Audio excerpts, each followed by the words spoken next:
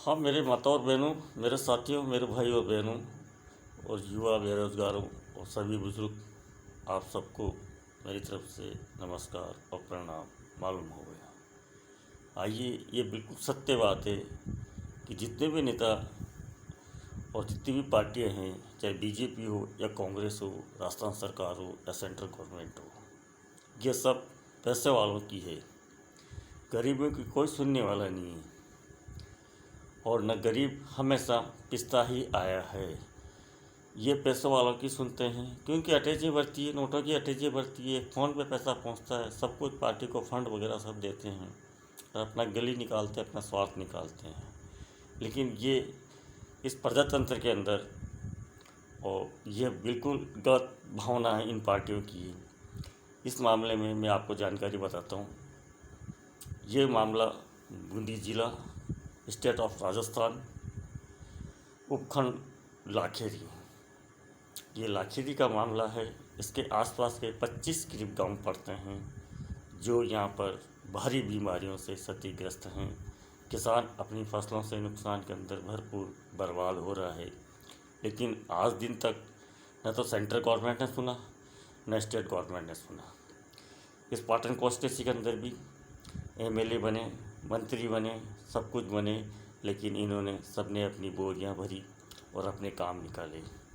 State government का chief minister भी लाखेरी का दौरा किया, वो भी अटैची वर्ग ही लेके गया और बस समस्या के नाम का हम कर रहे हैं, लेकिन कोई नतीजा नहीं निकला। सेंट्रल गवर्नमेंट का मिनिस्टर भी आया, वो भी अटैची वर्ग ही चल गया।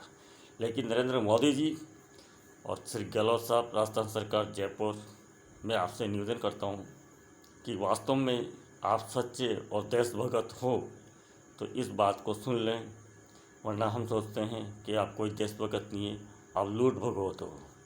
ये मामला लाखेरी का है। ये ऐसी सीमेंट फैक्ट्री 1914 के अंदर इसका फाउंडेशन तैयार हुआ और सन 1918 के अंदर इसने अपना प्रोडक्शन चालू किया।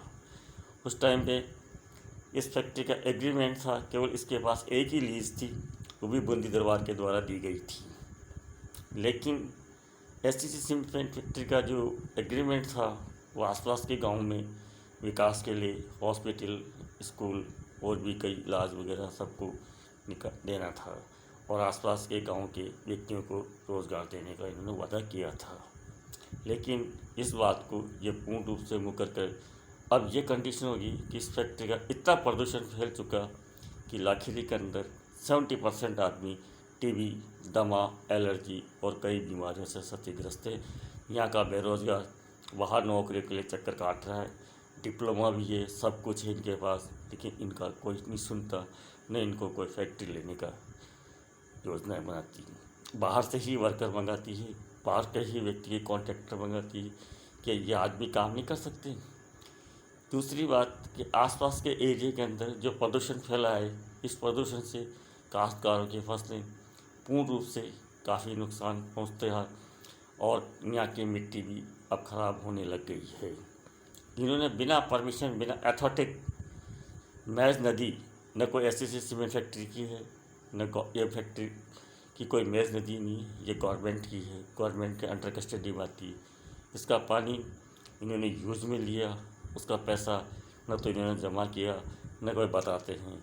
अरविंद महराम ने एक बार इस मामले को, कलेक्टर बूंदी ने इसको निकाला था, लेकिन इनके 10 लग चुके थे, लेकिन उस पर कार्रवाई को इन्होंने स्टेट गवर्नमेंट ने उसको दबा दिया गया है।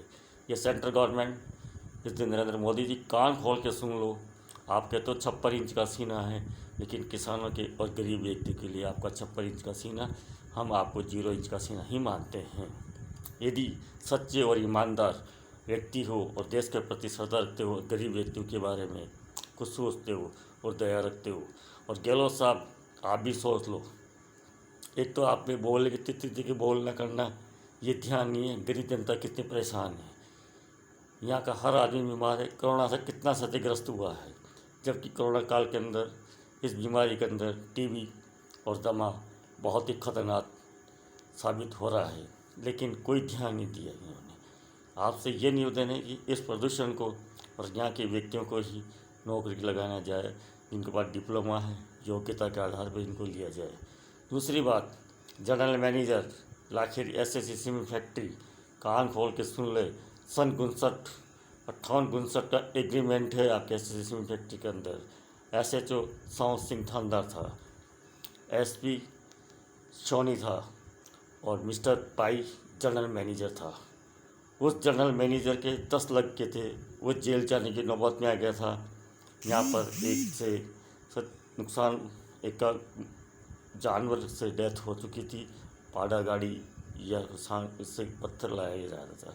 उस टाइम एसएससी फैक्ट्री ने एग्रीमेंट किया था कि हम पुलिस कर्मचारी को गाड़ी मिलेगी, 20 किलो बर्फ वगैरह, और आसपास के गांव के सभी बच्चों को डिप्लोमा के योग्यता के आधार पर लिया जाएगा। लेकिन आपने न तो गाँव के अंदर विकास किया और पूरे पैसों को आप दबा के बैठ गए। ये बिल्कुल यहाँ के चंद्रकांता विधायक है जिस टाइम पे, उसको सोचना चाहिए। बावला मंत्री था, उसको भी सोचना चाहिए था। सिर्फ जितने भी आए उन्होंने अपना काम निकाला, लेकिन अब ये बीमारी से ग्रस्त एरिया कहाँ जाएगा? अब ये आप सोच लो, कोरोना काल बढ़ा हुआ है, पूरा पर्यावरण खराब हो रहा है, हर आदमी परेशान है यहाँ का, लेकिन आपकी आंखें अभी तक भी बंद है। जनरल मैनेजर ये कान खोल के सुन ले, सन 59 का एग्रीमेंट आज भी है। और इन्होंने एग्रीमेंट एसपी सोनी, कलेक्टर और जीएम पाई साउंड सिंह थानदार के सामने ये एग्रीमेंट लिखा गया था। आप अपने एग्रीमेंट से पूर्ण रूप से मुकर रहे हो और यहाँ की जनता को गुमराह कर रहे हो। यहाँ का जो विकास का पैसा आता है, जनता का एक फंड आता है आपके फैक्ट्री के अंदर, उस फंड को आप सब मिलकर चाट जाते हो। ये अब गुजरने वाली बात नहीं है। आसपास की जनता अब समझ चुकी है। कहीं ऐसा नहीं हो जाए कि आपके फैक्ट्री के ऊपर कौवे घूमने लग जाएं, गिद्ध घूमने लग जाएं। अब आपको बिल्कुल भी नहीं बख्शा जाएगा।